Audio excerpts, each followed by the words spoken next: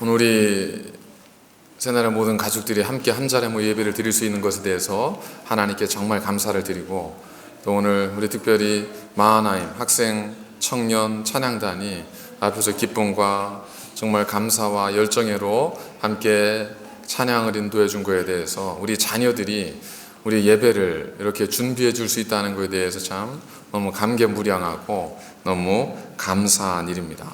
그런 것만 봐도 저희들은 참 복 있는 사람들이다 하는 것을 오늘 찬양을 하면서 잠깐 느낄 수가 있었습니다. 그걸 알면서도 저희들은 때로 좀 부러워하죠. 누구를 부러워하냐면 잘 되는 사람들을 부러워합니다. 그들이 바르게 살았건 혹은 조금 나쁘게 살았건 어쨌든 우리는 잘 되는 사람들을 부러워합니다. 성경에도 보니까 오늘 우리에게 뭐라고 말씀하시고 있냐면, 너희는 악인의 형통함을 부러워하지 말라. Do not envy the wicked. 그러니까 한글 성경엔 악인의 형통함이라고 했지만 영어 성경과 원문에 보면 악인들을 부러워하지 말라 그랬습니다. 왜 악인들을 부러워할까?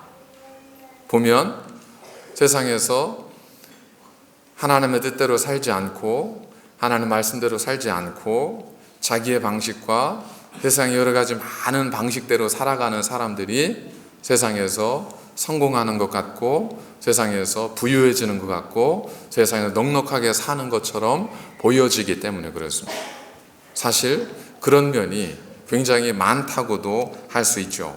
그러나 성경 우리에게 말하기를 그런 사람들을 부러워하지 말라. 더 나아가서 성경은 뭐라고 하냐면 그들과 함께 있으려고 하지 말라. Do not desire their company. 그러니까 그들과 교제하고 그들과 함께 시간을 보내고 그들이 하는 대로 따라하고 그렇게 하지 마라. 그 마음조차도 품지 마라. 성경은 우리 그렇게 말하고 있습니다. 우리는 왜 부러워하고 왜 그 사람들과 어울리고 싶어 할까? 여러 가지 많은 이유가 있겠지만 분명한 것은 내게 없는 것이 그 사람들에게 있다고 느끼기 때문에 그렇지 않습니다. 나에게 없는 것이 저 사람들은 가지고 있는 거예요. 그러니까 부럽죠.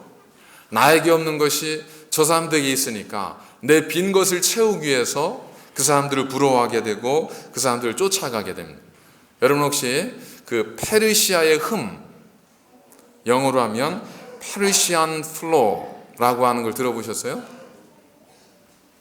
이제 페르시아의 흠이라고 하는 게 뭐냐면 이제 페르시안 플로, 이게 이란 사람들이 카펫을 잘 만들지 않습니까? 그러니까 카펫 만드는 기술이 굉장히 뛰어난데 이란 사람들이 카펫을 만들 때 한 올 한 올 카펫을 정성스럽게 잘 만들잖아요.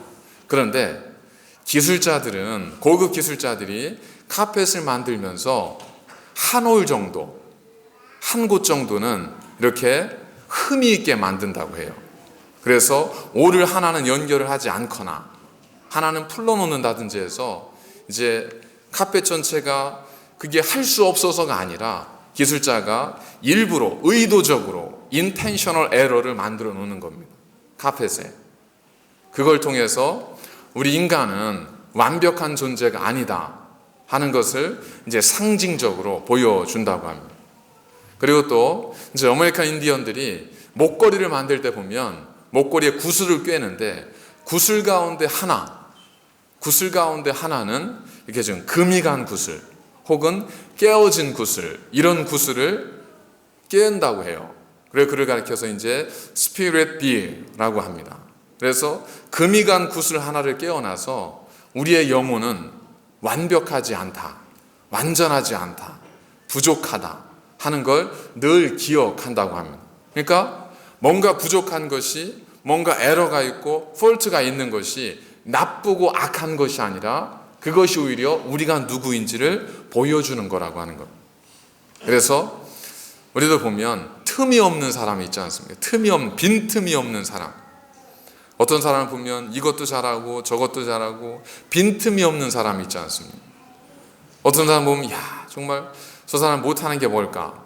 이런 생각이 들기도 하고, 뭐든 완벽하게 해야 된다고 생각해서 틈이 없이 하려고 하는 사람들을 보면 부럽기도 하지만 때로는 인간적인 맛이 안 느껴지잖아요. 그죠? 그래서 빈틈이라고 하는 것은 뭐냐면 잘못이나 폴트가 아니라 우리가 함께 살아갈 수 있는 공간을 만들어주는 거라는 거예요.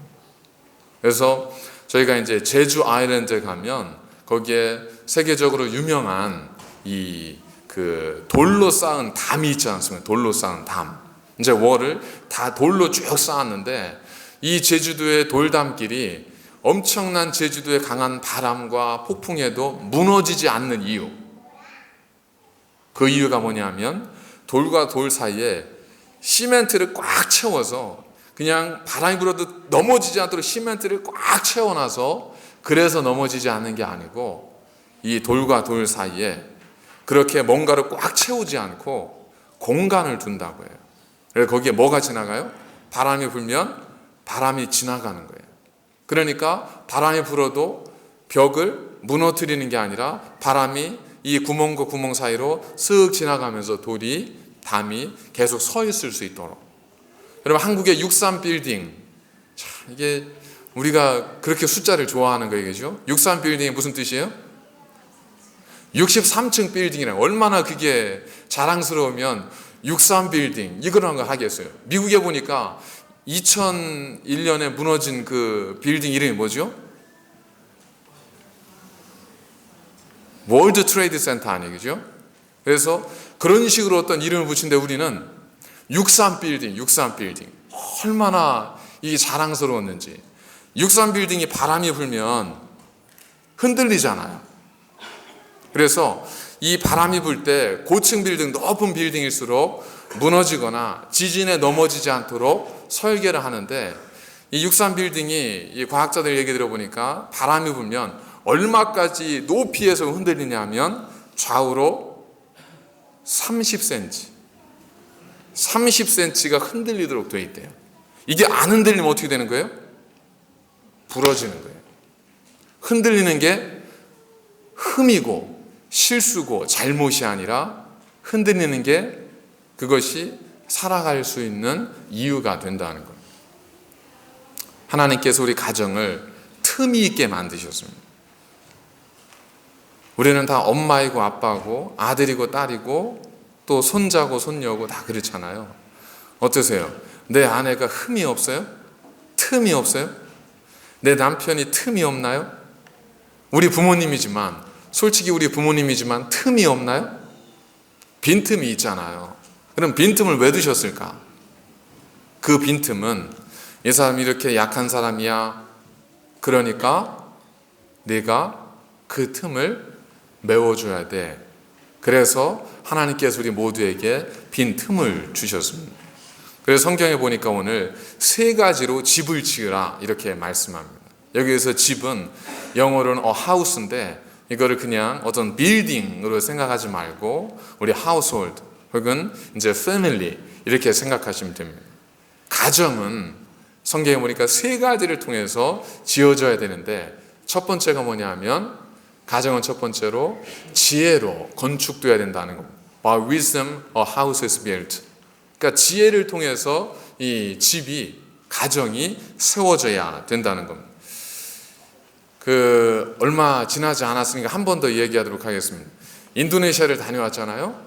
인도네시아를 가서 누에라쿠 하는 마을을 갔는데 그 마을에 교회 건축을 하고 있었습니다. 근데 거기 있는 분을 통해서 얘기를 들어서 이제 어느 정도 건축이 됐습니까? 하고 물어봤더니 그분이 지금 건축이 올 스탑 됐대요. 왜 그러냐? 교회를 짓는데 땅은 다 이제 만들었고 다 줬고 거기에 빔이 있죠, 빔. 강철 빔을 이제 세워서 기둥을 이렇게 만드는데 기술자가 와서 뭐라고 얘기를 했냐면 이 기둥 하나하나마다 번호를 다 매겨놨습니다.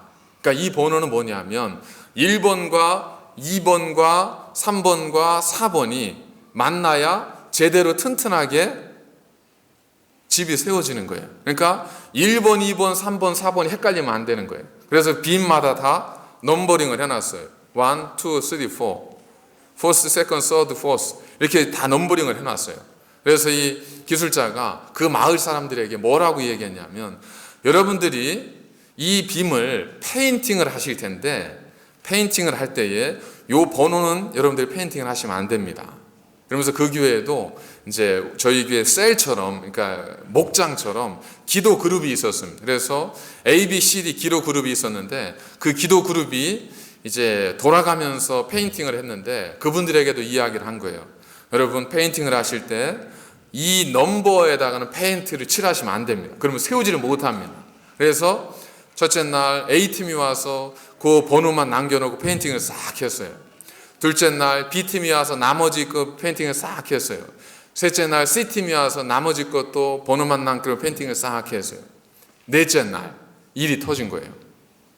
넷째 날 사람들이 와서 페인팅을 하다 보니까 저기 안 칠한 게 있네요. 중간중간 이렇게 빠뜨린 게 있어. 저걸 왜 안 칠했지? 그래가지고 이분들에도 열심히 하려는 마음으로 거기다 페인팅을 다 칠해버렸어요. 그래가지고 빔들의 번호가 다 사라져버렸어요. 그래가지고 어떤 게 연결되는지를 모르는 거예요. 그러니까 공사가 올스톱이 되고 2주 동안 공사를 진행을 못하고 기술자 올 때까지 기다려야 되는 상황이었습니다. 그러니까 집이 뭐 뼈대만 있고 그냥 세우면 된다, 그것이 아니라 집을 지을 때는 이런 지혜가 필요하다는 겁니다. 마태복음에 보니까 예수님께서 내 말을 듣고 그 말대로 실천하는 사람은 그 집을 반석 위에 세운 지혜로운 사람 같다고 했지 않습니까? 결국 지혜는 뭐예요?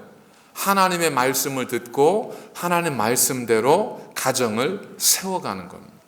내 생각엔 이래, 내가 생각해 보니까 이렇게 해야 될 것 같아, 이것이 아니라 우리 가족이 하나님 앞에 기도해 보니까 하나님께서 우리 가정을 이렇게 가기를 원하시는 것 같아, 이것이 우리 가정을 세워가는 지혜가 돼야 된다는 겁니다.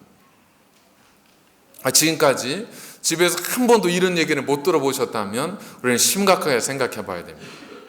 부모님들이 자녀들에게 한 번도 이런 류의 얘기를 안 하셨다면 정말 생각해 보셔야 되는 겁니다. 우리가 한번 하나님께 기도해 보자. 하나님께 기도해 봤더니 하나님께서 이렇게 하시기를 원하시는 것 같아, 이런 얘기를 자녀들은 들어봐야 돼요. 두 번째, 하나님께서 집을 어떻게 세우라고 하시냐면 명철로 견고하게 되며, 그러니까 through understanding it is established. 그러니까 명철은 쉽게 얘기하면 understanding, 이해하는 거예요. 서로 이해하는 거. 집을 지을 때 집을 어떻게 튼튼하게 세워놓냐 하면 서로 이해하게 될 때 집이 튼튼해진다는 겁니다. 여러분 캠핑 좋아하시죠? 캠핑 가시면 뭘 치죠? 텐트를 치죠. 고스톱을 치는 게 아니라 텐트를 치죠. 텐트를. 예? 텐트를 치고 나면 딱 먼저 볼대를 세웠어요. 그 다음에 뭘 해요? 텐트를 치기가 힘들었는데 귀찮고 지금 피곤하고 배도 고픈데 이거 팩 연결하고 하는 건 나중에 하고 그냥 들어가서 쉽시다, 이래요? 대부분 그러지 않고 힘들어도 마지막에 텐트 끝마다 연결되어 있는 이 러프를 팩에다 연결해서 땅에든 혹은 나무에든 다 묶어놓잖아요. 왜 묶어놔요? 집 같아 보이려고? 그거 묶으면요, 지나가다가 밤길 지나가다 넘어지죠. 가다가 뭐 음식 가지고 가다 엎어지죠. 힘들거든요. 그런데도 왜 이걸 묶어놔요? 이유는 하나잖아요. 텐트가 바람이 불거나 혹은 비가 오거나 할 때 날아가지 않도록, 움직이지 않도록 하기 위해서, 튼튼히 하기 위해서 이 끈을 연결해 놓지 않습니까? 이 끈을 연결하는 것, 텐트에 끈을 연결하는 것이 뭐냐면 성경에서는 understanding each other라는 거예요. 그러니까 서로를 이해하게 되면 가정이 견고하게 서간다는 겁니다. 그냥 그럴 거야 이게 아니라 서로를 이해하는 겁니다. 정말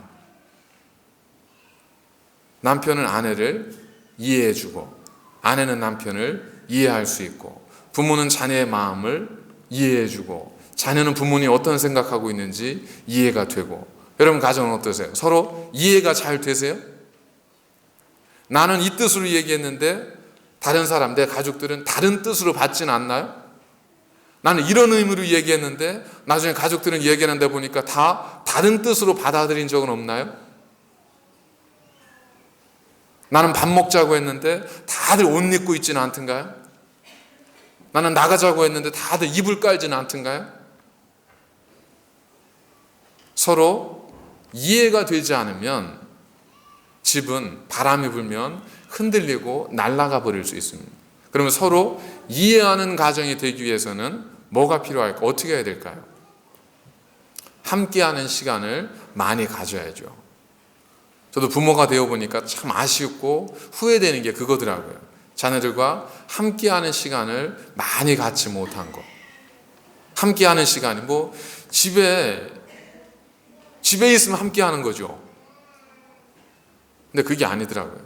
집에 있는 게 함께하는 게 아니라 자녀들과 부부가 서로 대화하고 식사를 나누고 이야기를 하고 이런 것이 함께하는 거지, 집안에 그냥 있다고 해서 함께하는 게 아니더라고요. 집에 오면 와서 이제 씻고 들어가 자기 방에 들어가고, 부모는 부모대로 아이패드 하고 아이폰 하고 스마트폰 하고 있고 TV 켜고, 그러다가 밥 되면 밥 먹고.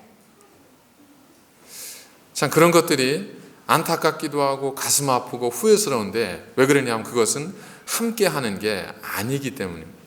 한국의 설문조사였었는데 가족들이 하루에 대화하는 시간, 소위 말하면 함께하는 시간이, 한국의 부모와 자녀, 아빠와 자녀가 함께하는 시간이 하루에 5분 정도 됩니다. 5분. 그러니까 집안에야 같이 있지만 대화하고 나누는 시간은 5분이 채 안 된대요. 그러니까 서로 이해하지 못하는 거죠. 서로가 무슨 생각을 하는 줄 모르는 거죠. 그러니까 집이 견고해지지 않고 바람 불면 흔들 수밖에 없다는 거예요. 마지막 세 번째로 성경에서 우리에게 말씀하는 것은 지식으로 집을 아름답고 귀한 보배로 채우게 된다는 겁니다. 지식은 이제 나르지죠. 지식을 얻기 위해서는 어떻게 해야 돼요? 노력해야 되죠. work hard죠. 노력하지 않으면